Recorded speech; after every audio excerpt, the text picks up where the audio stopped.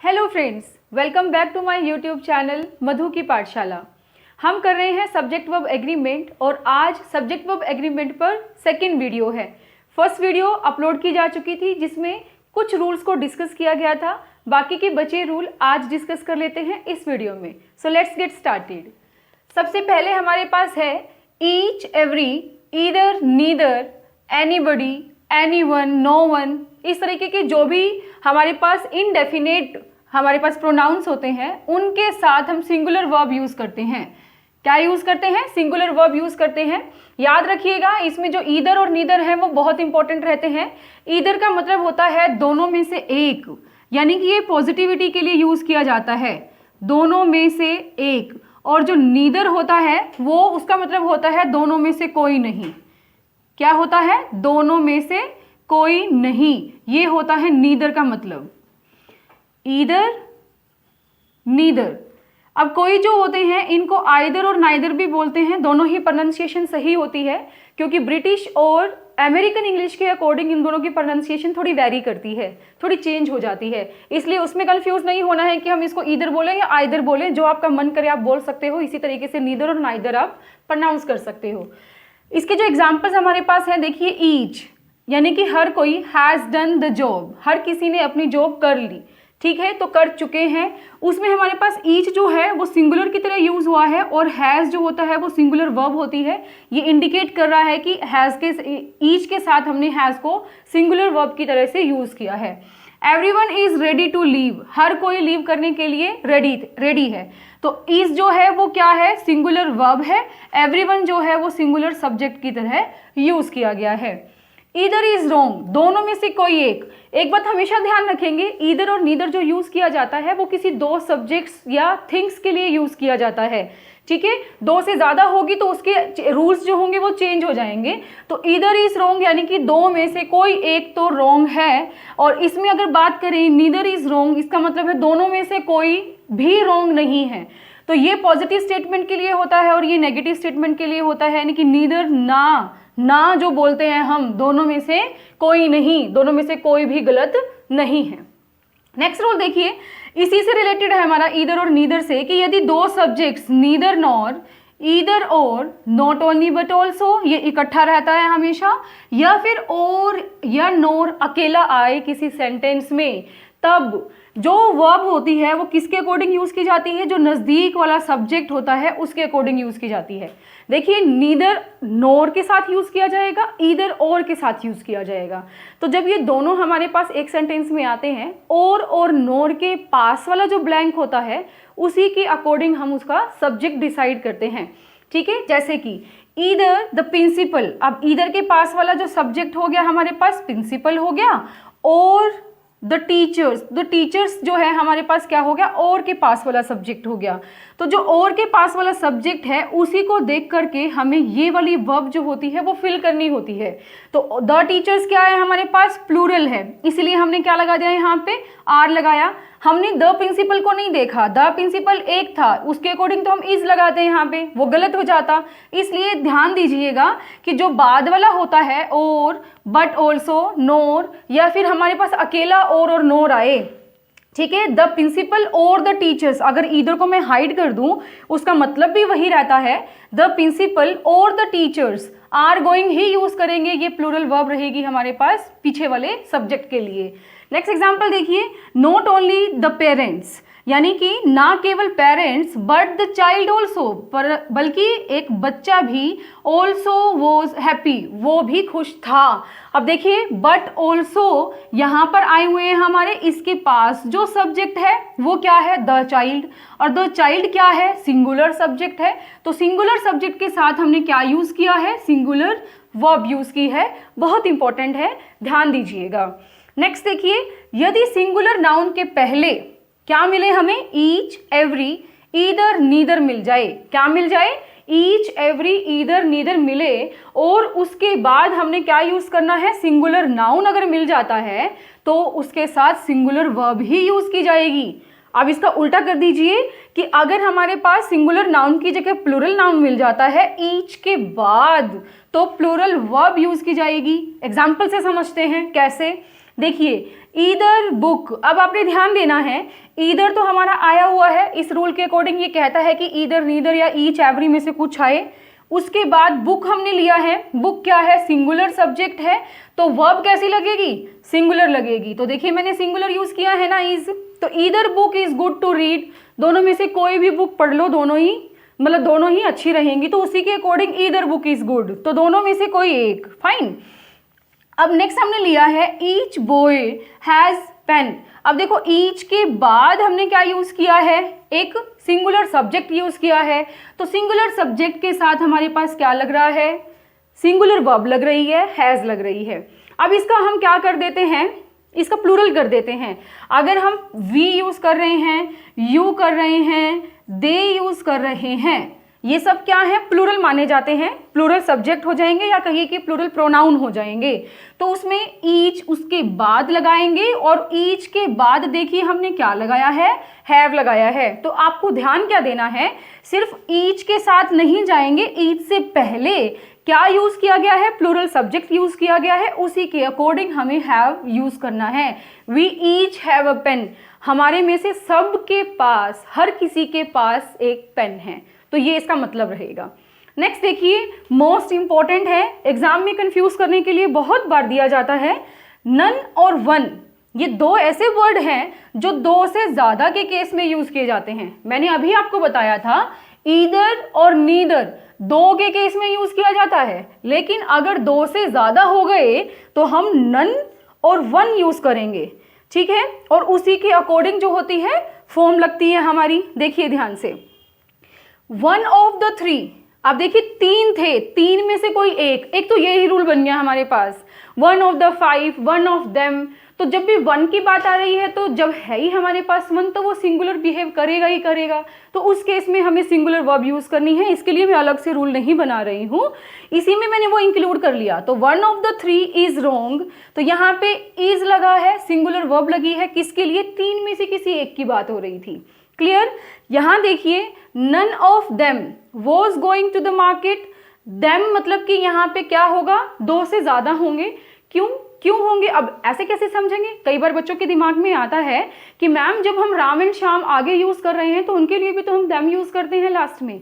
Dear students, अगर यहाँ पे बोथ हम लगा देते तो हमारे पास पता चल जाता कि वो दो हैं, तो उसके लिए बोथ यूज कर लिया जाता है, लेकिन उस केस में वो भी गलत होता है। क्यों गलत होता है, उसके लिए हम नीदर यूज कर लेंगे, क्योंकि जब नन लगा रहे हैं तो नन के लिए तो हम क्या कर देंगे, दोनों में से कोई नहीं है, और उसके लिए हम नीदर के साथ चले जाते हैं। ठीक है, मोस्ट इंपॉर्टेंट आप इसको कह सकते हो, पॉइंट को बहुत बार एग्जाम में देखने को मिलता है। तो नन ऑफ देम यानी कि उनमें से कोई नहीं, वन ऑफ देम में से क्या था, उनमें से कोई एक, तो नन ऑफ देम वॉज हम लगाएंगे, सिंगुलर वर्ब ही चलती है दोनों के साथ, चाहे वन हो चाहे नन हो, and going to the market.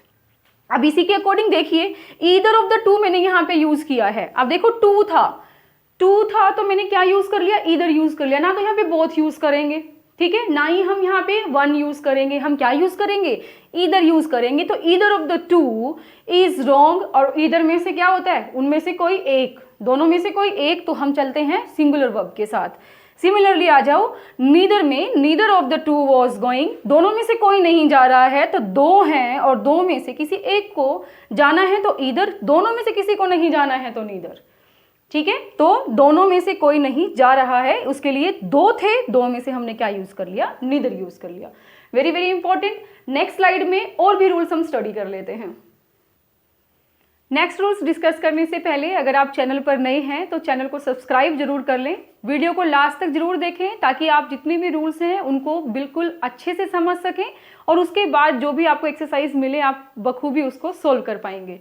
देखिए नेक्स्ट रूल क्या है, सीजर्स, टोंग्स, जीन्स। सीजर्स मतलब कैंची, टोंग्स होते हैं चिमटा, जीन्स जो हम पहनते हैं, ठीक है, ट्राउजर्स पहनते हैं, स्पेक्टिकल्स चश्मा, सोक्स जुराबें, शूज जो हमारे जूते हैं। अब एक चीज आपने इसमें नोटिस की कि कोई भी ऐसी चीज है जो अकेली यानी कि दोनों में से कोई एक को यूज किया जा सके। क्या जूता आप एक पहन करके बाहर निकल सकते हो, ठीक है, पैंट्स अगर पहनते हो तो पैंट्स में दो टांगे होती हैं, क्या एक टांग में फंसा करके बाहर निकल सकते हो, नहीं ना।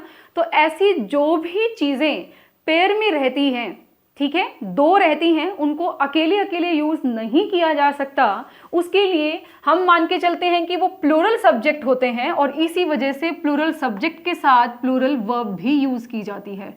ठीक है, जैसे कि एग्जांपल देखिए, अब देखो कैंची को हम कह देते हैं कि एक कैंची देना, तो उसमें हमारे पास हिंदी में हम कैंची को एक बोल रहे हैं, लेकिन आप ध्यान रखेंगे कि पार्ट उसके अंदर दो होते हैं। हम इस तरीके से ही समझते हैं कि एक पार्ट ये हो गया, एक पार्ट ये हो गया।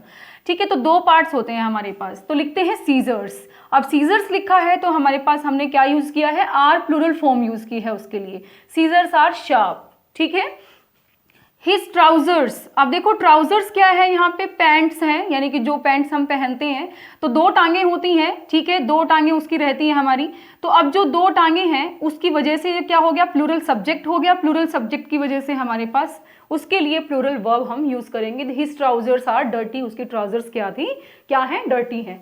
अब सॉक्स हैं, सॉक्स भी हमारे पास दो रहती हैं, शूज हमारे पास दो रहते हैं, स्पेक्टिकल्स हैं, चश्मा है, गॉगल्स, ठीक है, जो हम लगाते हैं धूप से बचने के लिए, वो हमारे पास दो रहते हैं, पेयर में रहते हैं, तो इसलिए हमारे पास ये प्लूरल चलेंगे। लेकिन अब हम क्या करते हैं, इन सब के आगे अगर अ पेयर ऑफ लगा दें, जैसे कि हम लिख देंगे अ पेयर ऑफ सीजर्स, तो अब पेयर की बात हो रही है भाई। ठीक है, यानी कि कैंची का एक पेयर, ये एक पेयर है।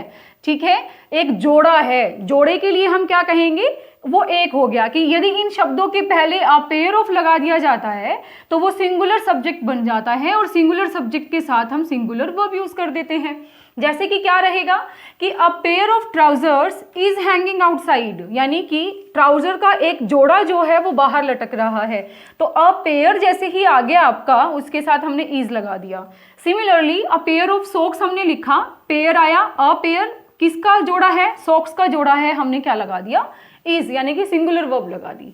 अब ये तो हो गए हमारे पास सीजर्स वगैरह के यूज के लिए। नेक्स्ट हमारे पास क्या आता है, जैसे हमने नीदर नोर ईदर और में किया था कि और के पीछे वाला जो ब्लैंक होता है, पीछे वाला जो सब्जेक्ट होता है, उसी के अकॉर्डिंग वर्ब यूज होती है।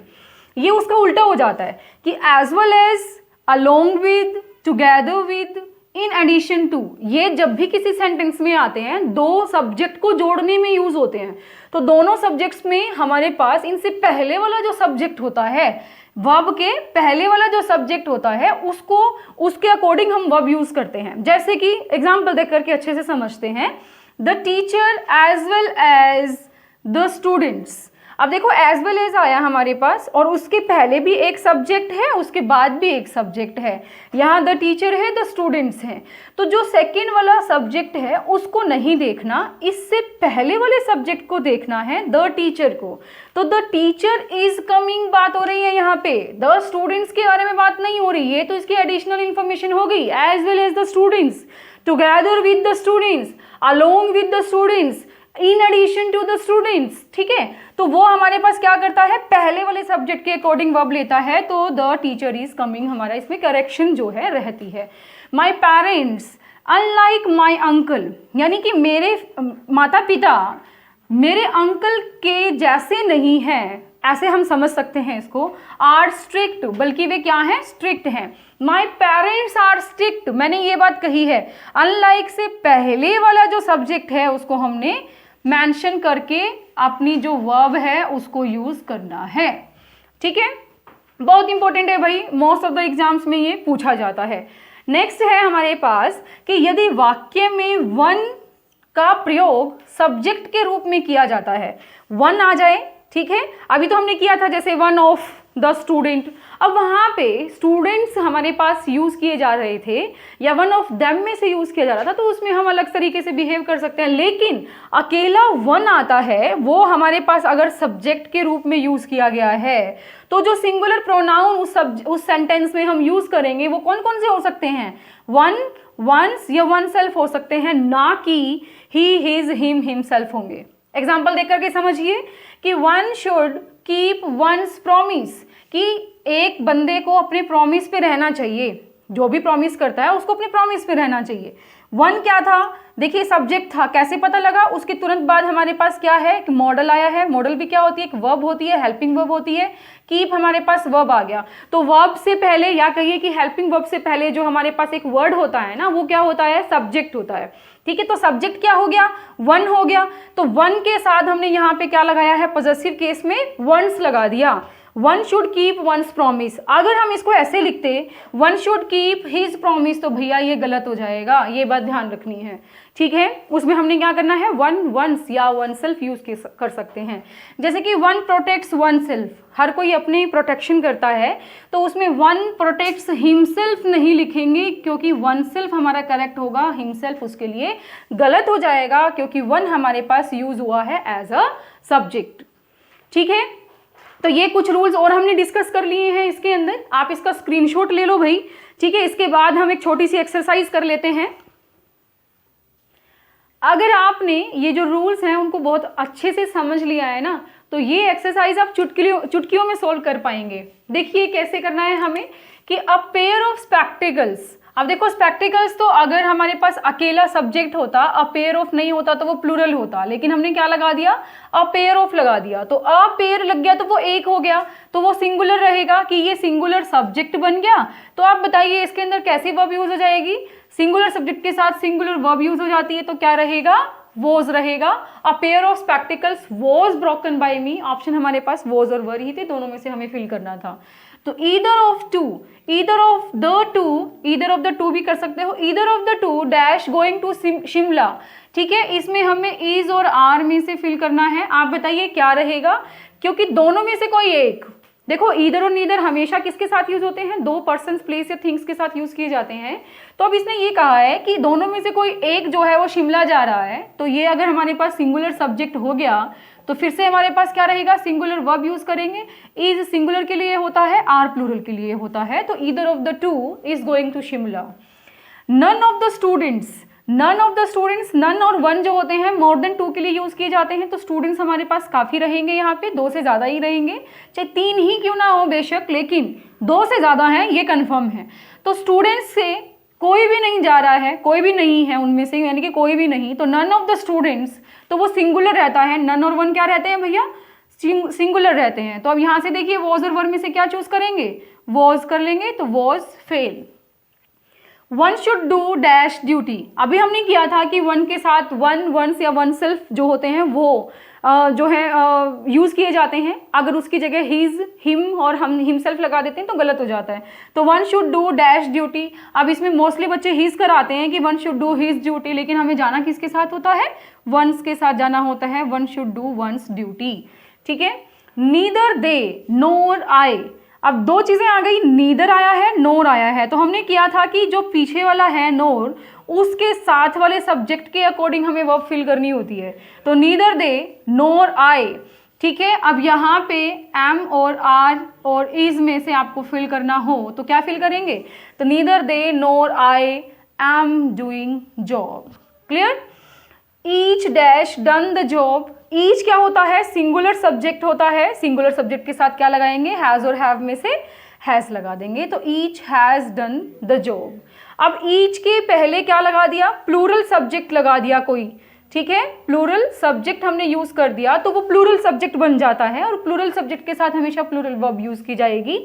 दे each have done the job, they each have done the job. अब जो लास्ट है, the boss along with the employees, जो बॉस है वो अपने एम्प्लॉइज के साथ डैश सेलिब्रेटिंग दिवाली, वॉज या वर में से यूज करना है। ये सेंटेंस आपके लिए मैं छोड़ देती हूँ, इसका आंसर आप कमेंट बॉक्स में पोस्ट करेंगे, आपने कितना समझा उस रूल के अकॉर्डिंग आप इसको एनालाइज करेंगे, एनालाइज करने के बाद जो करेक्ट आंसर है वो आप कमेंट बॉक्स में डाल देंगे। तो वीडियोस कैसी लगती हैं आपको, अगर अच्छी लगती हैं तो प्लीज़ आप अपने फ्रेंड्स के साथ इसको शेयर कीजिए, अच्छी लगती हैं आपको तो लाइक कर दीजिए, चैनल पर नए हैं तो सब्सक्राइब कर लीजिए और बेल आइकन को दबा दीजिए ताकि आपको अर्ली नोटिफिकेशन मिल सके।